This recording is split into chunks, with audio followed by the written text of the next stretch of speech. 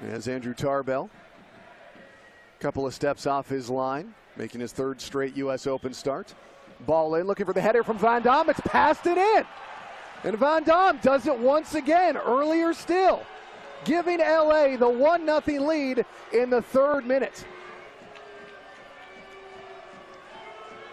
And he plays it up ever so well to the fans in attendance. And so now the Earthquakes find themselves in the role of needing to respond.